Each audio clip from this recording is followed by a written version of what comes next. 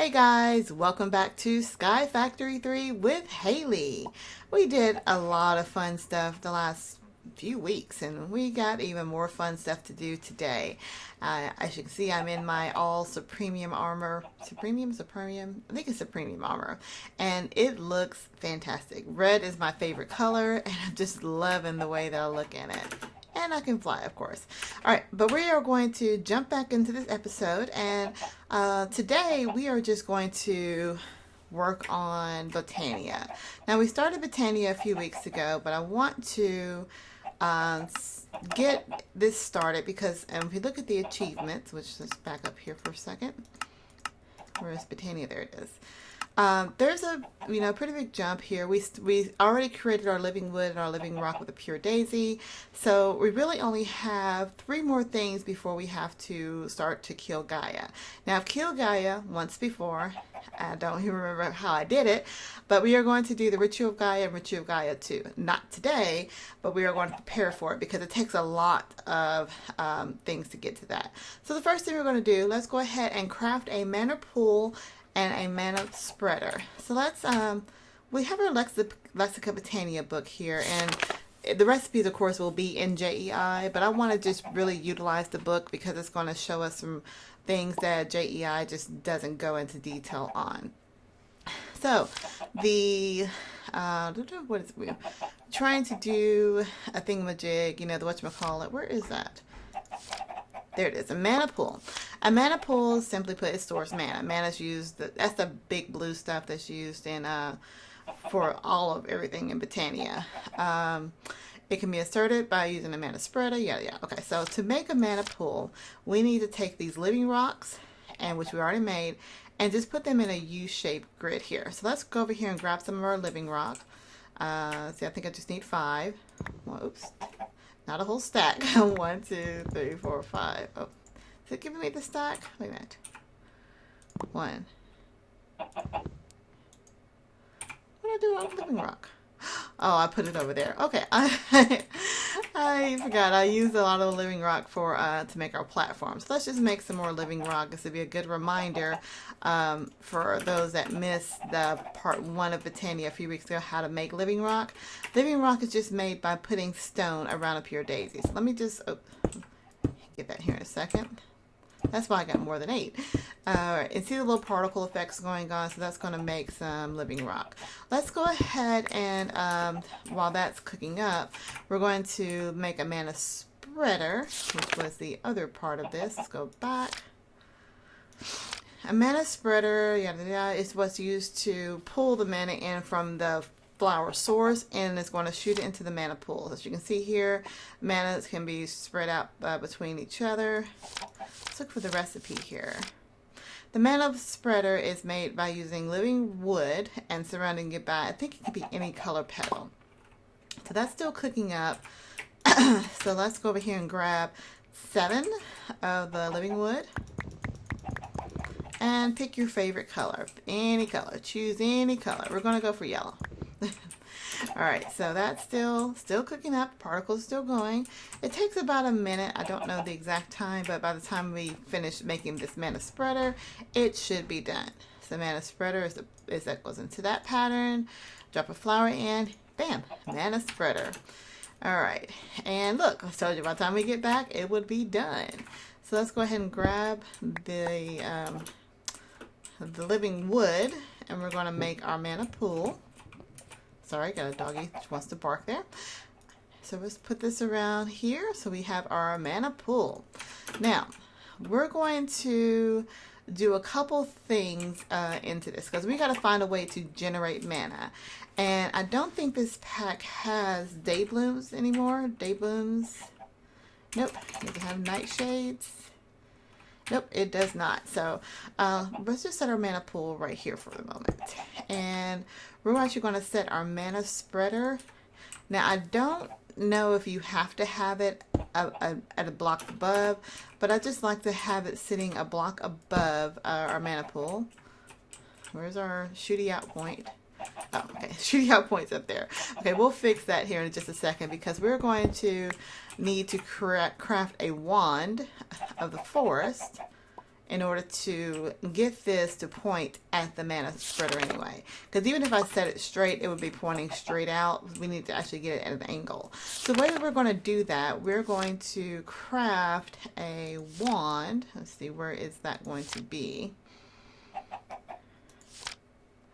Wand of the Forest.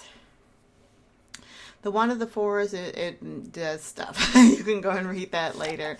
Let's look at the recipe for the wand. The recipe for the wand takes 3 living wood twigs and 2 of the petals. The living wood twigs, shift and click. It's just 2 of the living woods. So let's get 6 living wood, because we have plenty of that. And I am going to choose red petals because, as we said earlier, red is my favorite color. Let's go over here to our crafting, our refined storage crafting station. Let me grab, I didn't want to put that in there. Give me that back. Living, yeah. Oh, I have living rock up there. See, I don't know where anything is. All right, so we're going to make 3 of these twigs. Put them in a pattern straight diagonal, add our flowers, and we have a Wand of the Forest. Now, it doesn't matter what color petals you choose. Whatever color petals you choose is what your wand's going to look like. All right, so the Wand of the Forest has 2 motions. So you see when I have it in my hand, I can see what items are being affected by this wand. So right now it has a spreader's unknown status. If I right click on it, it kind of just activates to show you how much mana is in that spreader. But what we want to do, we want to shift right click, because see, now it's got a little box on it and I can make it point at anything I want it to do. So if I shift right click on this block, it now points at that spreader. So if I shift right click on it again and shift right click on our mana pool, the mana is going to go directly into the pool. So any mana that this mana spreader receives is going to shoot that mana into this mana pool. Let me get that a little bit higher. Right now our mana pool has an unknown status, which just means that it doesn't know what's in it. And there are 2 functions on it. You can put in a mana tablet, which we'll talk about in just a second here. And you can have basically say if you have a mana tablet that has mana in it, you drop it in the pool. It's going to empty the mana tablet into the pool. If I shift right click, it says what the mana pool is going to empty into that mana tablet. So shift right click just changes whatever direction that's going to go. Your other function was if I shift right click into the air, it now has a function mode. Now I don't know remember what the function mode actually does. Let's see. Oh, the function mode just kind of just does whatever you want, to shoots it around in different directions. So I can just have it go wherever. But we are mainly going to be using the bind mode, which again, I shift or right click in the air.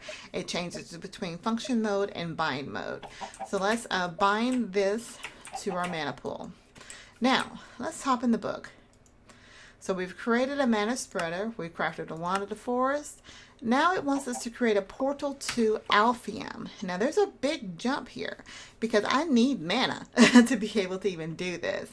Let's go ahead and look at the portal and then we'll talk about the different ways to create mana. So Alphium, let's see where that's way, oh gosh, where was, it's a way to, oh, there it is. The portal to Alphium. The portal to Alphium is, well, you make it with the living wood and terra steel nuggets. We haven't even created terra steel. So creating the portal proves that it's not an easy task as it seems. It requires 8 living wood blocks, 3 glimmering living wood, 1 elven gateway core, which is going to read on, and then that, whatever that is. So to make the gateway blocks, you're going to need living wood and terra steel nuggets.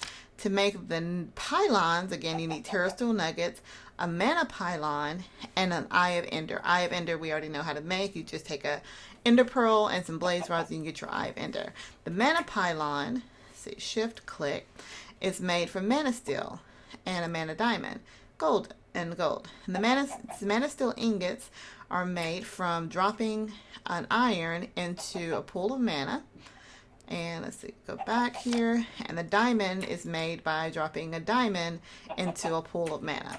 Again, we don't have any mana yet, so we're ways off from even thinking about creating the portal. But we are going to create mana in this one. But what I do want to show you is something that I've done.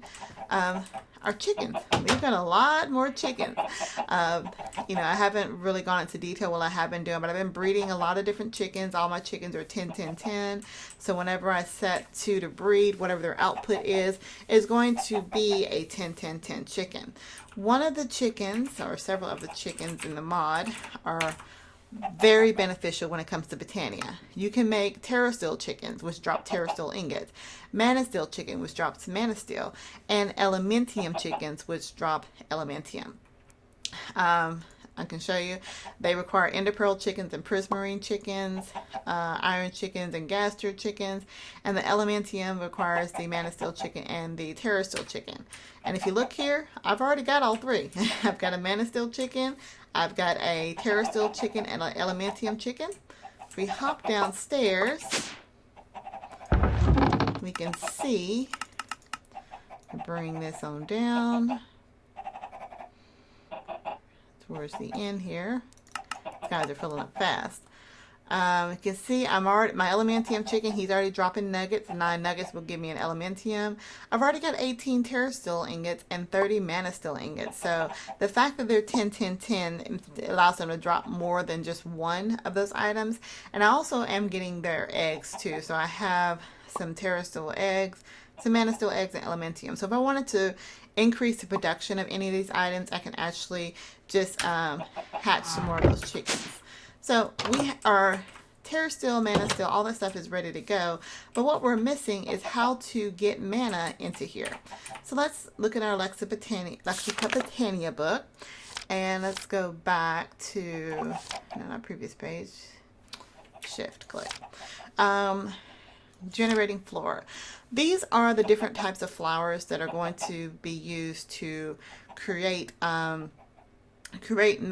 So the easiest one is the endoflame, and the way the endoflame works, well, that's the recipe for it, takes 2 brown, 1 gray, and 1 red. And if you drop coal in front of the endoflame, it'll burn that coal and generate mana. So that's one of the easier ones. Hydrangea is another one that I like as well. Basically, you set it next to a water source, and it sucks up the water, generates mana, and that mana goes into the mana spreader. But the one that I think I'm going to be looking more into is the Rosa Arcania, because the Rosa Arcania takes experience points, and we have a ton of experience we're getting from our little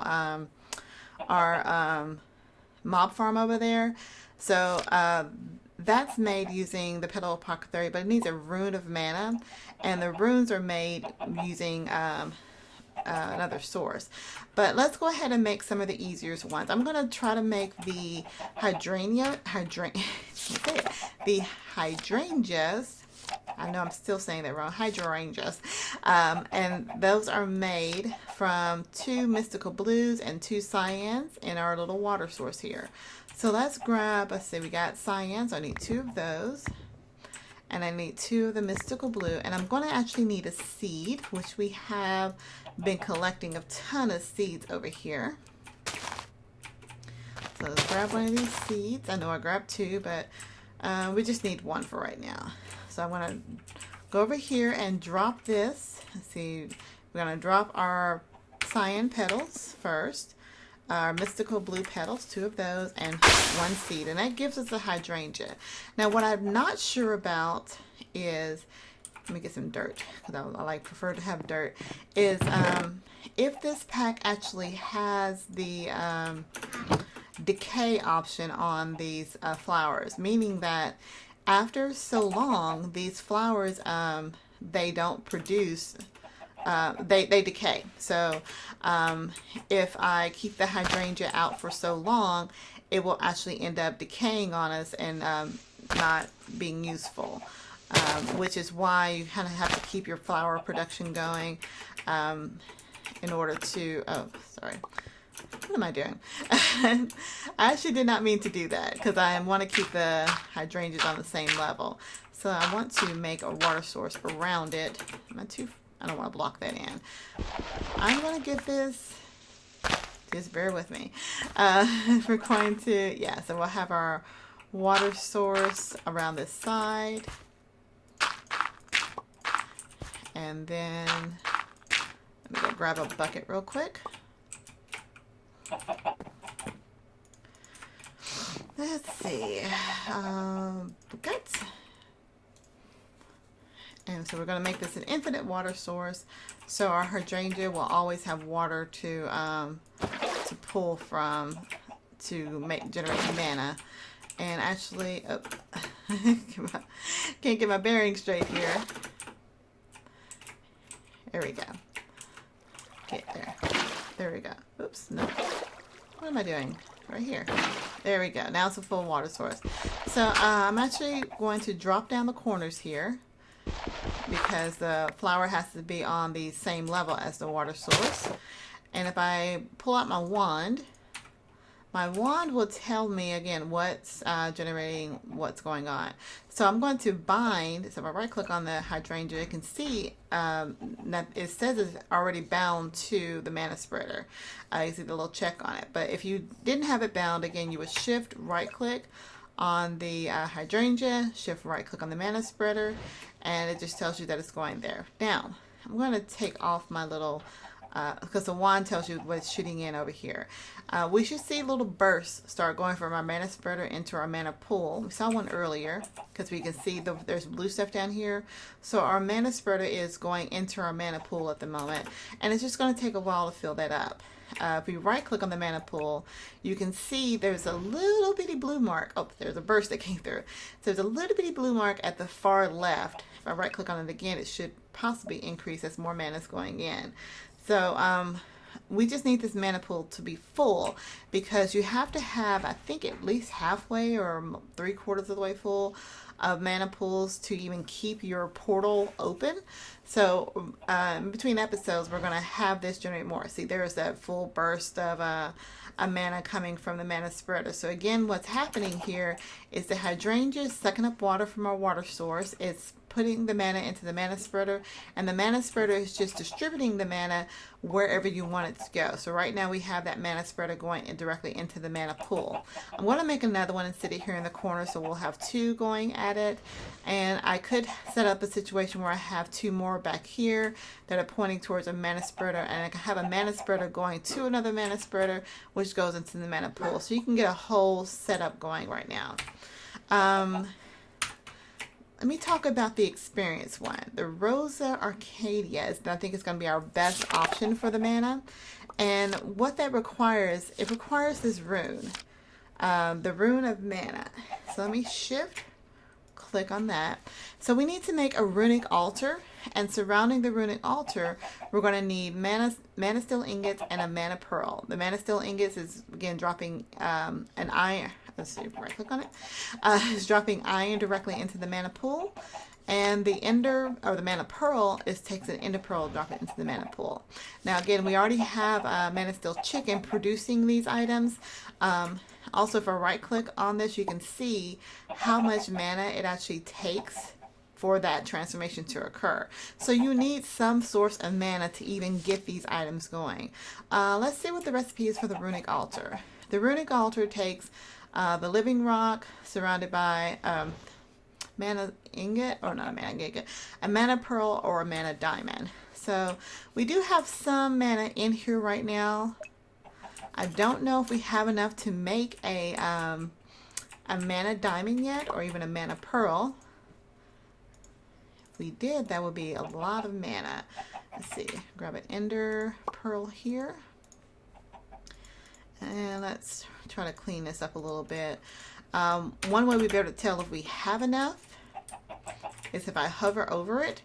See, there's a little X on it. So it's telling me I don't have enough mana at this time to create the mana diamond, nor do I have enough mana at this time to create the mana pearl. So that's something we're going to have to wait on. And I probably will do it between episodes just so I can get the runic altar created. Let me go back to that recipe. So once you get the runic altar created, let's see, you're going to set your different mana items around the runic altar, and we'll show that in the next episode when we get a little bit more time. And you're going to have your mana spreader, instead of going to your mana pool, it's going to need to shoot towards your runic altar, which I'll probably set right here. And so it's going to that rune of mana is going to need a certain amount of mana. So as you can see, it's unfortunately there are no numbers in Botania. It's just all guesses and estimates. It's kind of like cooking, something I'm not good at either. But yeah, we're going to let our mana pools fill up a little bit here, and then we'll come back next episode to go ahead and create that what are we trying to do, that rune, that Rosa Arcadia, so we can get a lot more mana going, because we need mana to do anything. And like I said, the achievement book creates a pretty big jump even to creating the portal. It doesn't even tell you about creating different types of flowers, but you know, in order to do that, you kind of have to research on your own. And I think that we're going to go ahead and end the episode for now. Like I said, I'll go ahead and I'll probably make a couple of more hydrangeas just to get some mana going a little bit faster. So by the time we jump in the next episode, we'll be ready to go. So I want to thank you guys for watching this video. If you have any questions, comments, concerns, tips, tricks, techniques, or just want to say hi, go ahead and leave a comment down in the comment field below. If you do would like to support me in what I'm doing, go ahead and click the subscribe button. I'm getting more subscribers every day, it seems, and I really do appreciate you guys, because it means that you are enjoying watching me kind of derp around here in SkyFactory. So again, thank you guys for watching. If you have any comments, leave them down below. But otherwise, I will see you guys next time. Bye!